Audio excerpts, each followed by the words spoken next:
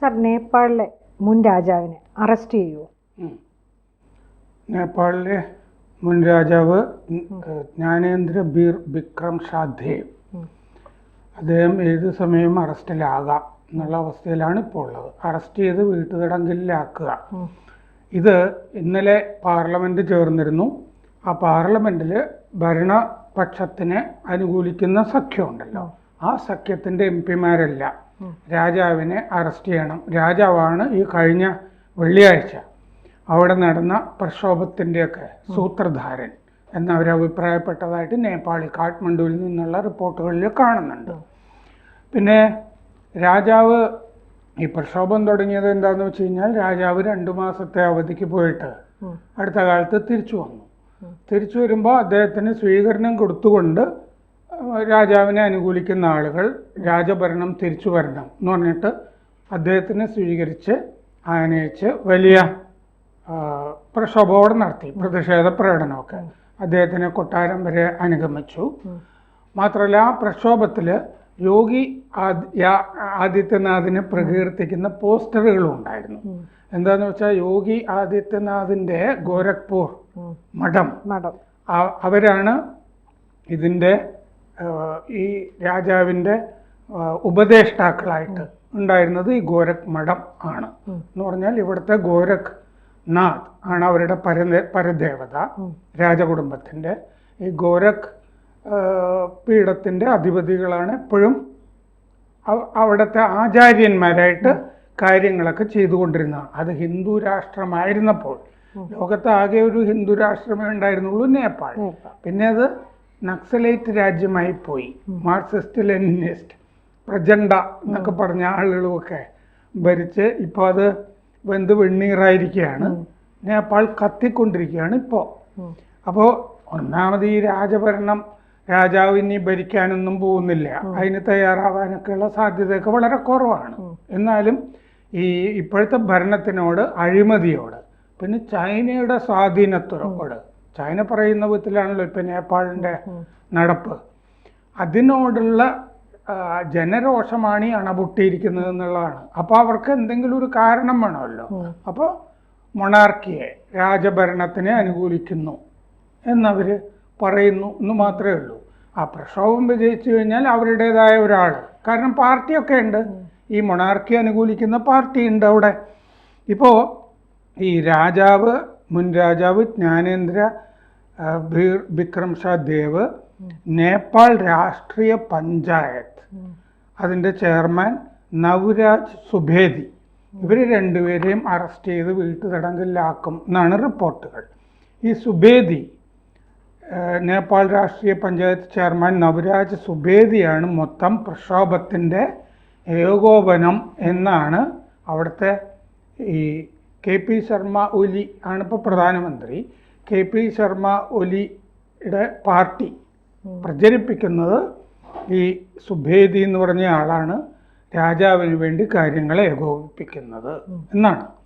പിന്നെ രാഷ്ട്ര പ്രജാതന്ത്ര പാർട്ടി എന്ന് പറഞ്ഞ പാർട്ടി, RPP, രാഷ്ട്രീയ പ്രജാതന്ത്ര പാർട്ടി, ആ പാർട്ടിയുടെ നേതൃത്വത്തിലായിരുന്നു പ്രക്ഷോഭം. മറ്റേ രാജാവ് വരുമ്പോൾ അതിൻ്റെ വൈസ് പ്രസിഡൻറ്റും ജനറൽ സെക്രട്ടറിയും ഇപ്പോൾ വീട്ടുതടങ്കലിലാണ്.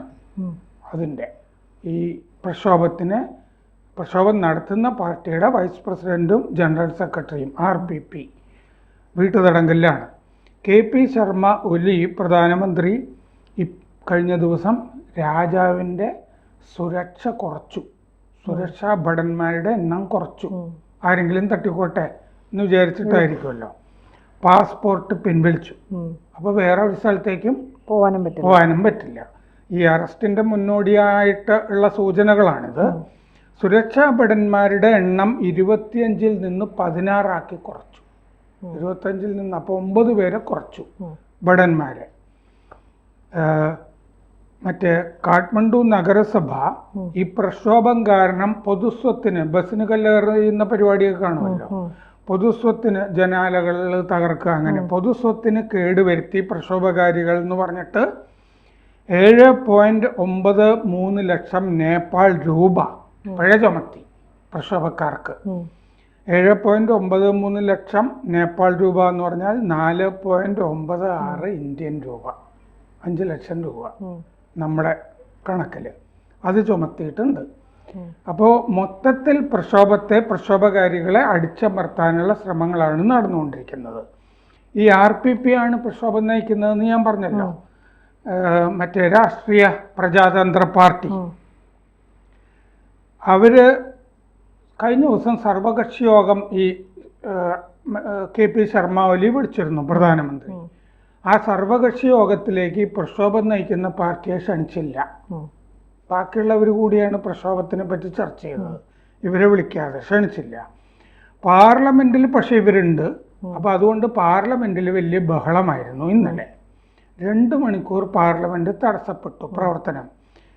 പാർലമെന്റിന്റെ തത്സമയ സംപ്രേഷണം ഉണ്ടല്ലോ, TV, അത് നിർത്തിവെച്ചു. കർഫ്യൂ പ്രഖ്യാപിച്ചിട്ടുണ്ട്.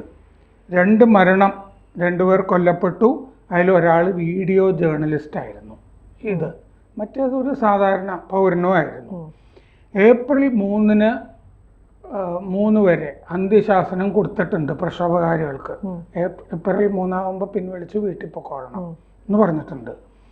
ഈ രാഷ്ട്ര പ്രജാതന്ത്ര പാർട്ടി RPP ആവശ്യപ്പെട്ടിട്ടുണ്ട്, നിങ്ങൾ രാജാവിനെ അറസ്റ്റ് ചെയ്യാനുള്ള നീക്കം നടത്തുകയാണെന്ന് ഞങ്ങൾക്കറിയാം.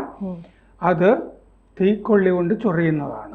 രാജാവിനെ അറസ്റ്റ് ചെയ്ത് കഴിഞ്ഞാൽ നിങ്ങളുടെ നിയന്ത്രണത്തിലൊന്നും കാര്യങ്ങൾ നിൽക്കില്ല എന്ന് പറഞ്ഞിട്ടുണ്ട്. RPPയുടെ 112 നേതാക്കളെ ജയിലിലടച്ചിട്ടുണ്ട്, തടവിലാണ്. പ്രധാനപ്പെട്ട നേതാക്കളൊക്കെ തടവിലാണ്.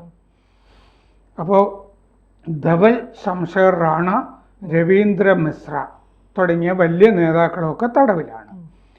ഭരണകക്ഷി അവിടെ നേപ്പാളി കോൺഗ്രസ് ആണ്. രാജാവ് ആണ് ഈ പ്രക്ഷോഭങ്ങൾക്ക് ഉത്തരവാദി എന്ന് ഭരണകക്ഷിയായ നേപ്പാളി കോൺഗ്രസ് പാർലമെന്റിൽ ആരോപിച്ചു. ടിൻകുനെ എന്ന് പറഞ്ഞ സ്ഥലത്ത് പ്രക്ഷോഭം ഉണ്ടായത് വെള്ളിയാഴ്ച. അത് രാജാവാണ് ആസൂത്രണം ചെയ്തത് എന്ന് നേപ്പാളി കോൺഗ്രസ് പറയുന്നു. വെള്ളിയാഴ്ച നടന്നത്. നേപ്പാളി കോൺഗ്രസിന്റെ വക്താവ് പ്രകാശ് ചരൺ മഹത്ത് ഇത് മുഴുവൻ രാജാവിന്റെ തലക്ക് കെട്ടിവെച്ചു. അപ്പൊ രാജാവിനെ ഇനി അറസ്റ്റ് ചെയ്യാനുള്ള ഒരു കാരണമായി. അയാളാണല്ലോ ഇത് നടത്തിയെന്ന് ഇവര് പ്രചരിപ്പിച്ചത്. വെള്ളിയാഴ്ചത്തെ പ്രക്ഷോഭത്തിന്റെ പേരിൽ രാജാവിനെ അറസ്റ്റ് ചെയ്യണമെന്ന് പാർലമെന്റിൽ ഭരണകക്ഷി സഖ്യം ആവശ്യപ്പെട്ടു ഇന്നലെ. പിന്നെ communist party of Nepal unified Marxist Leninist, അതാണ് കമ്മ്യൂണിസ്റ്റ് പാർട്ടിയുടെ പേര്. അവരും നേപ്പാൾ കോൺഗ്രസും ഒന്നിച്ചു നിന്നു ഈ കാര്യത്തിൽ. ഇവർക്കെതിരെ RPP നിലകൊണ്ടു പാർലമെന്റിൽ. എന്നിട്ടാണ് പാർലമെന്റ് നിർത്തിവെച്ചത്, ബഹളം. അപ്പോൾ ഈ രാജഭരണത്തിനെ അനുകൂലിക്കുന്ന MP-മാർ പറയുന്നത് എന്താണെന്ന് വെച്ച് കഴിഞ്ഞാൽ കനത്ത ബലപ്രയോഗം പ്രക്ഷോഭകാരികൾക്കെതിരെ ഈ നേപ്പാൾ കോൺഗ്രസ് നടത്തിയിട്ടുണ്ട്. രാഷ്ട്രീയ ജനതാ പാർട്ടിയുടെ നേപ്പാൾ മേധാവി പഴയ ഉപപ്രധാനമന്ത്രിയാണ് കമൽ താപ്പ, ഈ രാഷ്ട്രീയ ജനതാ പാർട്ടിയുടെ. അദ്ദേഹം പറഞ്ഞു, സർക്കാരിന് എപ്പോൾ വേണമെങ്കിലും എന്നെ അറസ്റ്റ് ചെയ്യാം, ഞാൻ രാജഭരണത്തിന് എങ്കിൽ അപ്പോഴും അനുകൂലമായിരിക്കും എന്ന് പറഞ്ഞിട്ടുണ്ട്. അപ്പോൾ രാജഭരണത്തിന് അനുകൂലിക്കുന്ന ഒന്നിലേറെ പാർട്ടികൾ അവിടെയുണ്ട്. ഈ കമ്മ്യൂണിസ്റ്റ് പാർട്ടിയുടെ സമ്മർദ്ദം ഈ ഒലിയുടെ മുകളിൽ, പ്രധാനമന്ത്രിയുടെ മുകളിൽ സഖ്യമാണല്ലോ, ഒലിയുടെ മുകളിൽ കനത്ത സമ്മർദ്ദമാണ് കമ്മ്യൂണിസ്റ്റ് പാർട്ടി ചെലുത്തിക്കൊണ്ടിരിക്കുന്നത്. കമ്മ്യൂണിസ്റ്റ് പാർട്ടി ചെലുത്തുന്നതെന്ന് പറഞ്ഞാൽ ചൈനയുടെ സമ്മർദ്ദം വല്ലാതെ പ്രധാനമന്ത്രിയുടെ മുകളിലുണ്ട്. അതുകൊണ്ടാണ് രാജാവിനെ അറസ്റ്റ് ചെയ്യാനുള്ള നീക്കം ഉണ്ട് എന്നുള്ള കനത്ത വിവരം ഇപ്പൊ പടർന്നിരിക്കുന്നത്. അറസ്റ്റ് ചെയ്തിട്ട് വീട്ടുതടങ്കലാക്കും. വീട്ടുതടങ്കൽ എന്ന് പറഞ്ഞാൽ നിർമ്മൽ നിവാസ് എന്നാണ് കൊട്ടാരത്തിന്റെ പേര്. നിർമ്മൽ നിവാസിൽ തന്നെ അദ്ദേഹത്തിന് കഴിയാം, പക്ഷെ അറസ്റ്റിലായിരിക്കും എന്നുള്ളതാണ്. അതായത് ഈ പറഞ്ഞ പോലെ തീക്കുള്ളി കൊണ്ട് ചൊറിയ, വിനാശകാലെ വിപരീത ബുദ്ധി എന്നൊക്കെ പറഞ്ഞിട്ട് പലതരം പഴഞ്ചൊല്ലുകളൊക്കെ ശരിയായി വരും ഇങ്ങനത്തെ ഘട്ടത്തിൽ. അങ്ങനെ അറസ്റ്റ് ചെയ്യുമ്പോൾ അവിടുത്തെ പ്രക്ഷോഭം കൂടും. ഒരു ഭാഗത്ത് ചൈന ഉണ്ടെങ്കിൽ വേറൊരു ഭാഗത്ത് യോഗി ആദിത്യനാഥോ ഇന്ത്യയോ ഒക്കെ ഉണ്ടാകും എന്ന് പ്രത്യേകിച്ച് പറയേണ്ടതില്ലല്ലോ. ഒരുപക്ഷെ ബംഗ്ലാദേശ് ഇപ്പൊ നേരിടുന്ന പോലെ നാളെ നേപ്പാളിനും വരാം. ആ നേപ്പാളിൽ ഇടക്കിടയ്ക്ക് ഈ ചൈനയുമായിട്ട് ഈ ചൈനയുടെ BRI belt and road initiative പദ്ധതിയിലൊക്കെ ചൈനയുടെ പദ്ധതി നേപ്പാളിലുണ്ട്. പല നമ്മുടെ ഹിമാലയത്തിൻ്റെ ആ ഭാഗത്തുകൂടിയൊക്കെ പല റോഡുകൾ, റെയിൽ ലൈനുകൾ ഒക്കെ പ്ലാൻ ചെയ്യുന്നുണ്ട്. നമുക്ക് വലിയ ഭീഷണിയായിട്ടാണ് ആ പദ്ധതികളൊക്കെ വരാൻ പോകുന്നത്. അപ്പോൾ അതുകൊണ്ട് നമ്മളിതൊക്കെ നന്നായിട്ട് ശ്രദ്ധിക്കുന്നുണ്ട്, അവിടെ നടക്കുന്ന കാര്യങ്ങളുമൊക്കെ. പ്രത്യേകിച്ച് ഇപ്പോൾ യോഗിയുടെ പോസ്റ്ററും ഒക്കെ പ്രക്ഷോഭത്തിലുണ്ടായിരുന്നല്ലോ. അപ്പോൾ ഇന്ത്യ ഈ വക കാര്യങ്ങളിലൊക്കെ ജാഗ്രത പുലർത്തുന്നുണ്ടാവും എന്ന് നമുക്ക് പറയാം. കൂടുതൽ വാർത്തകളും വിശേഷങ്ങളും നിങ്ങളിലേക്ക് എത്താൻ ABC മലയാളം സബ്സ്ക്രൈബ് ചെയ്യുക, ബെൽ ബട്ടണും അമർത്തുക.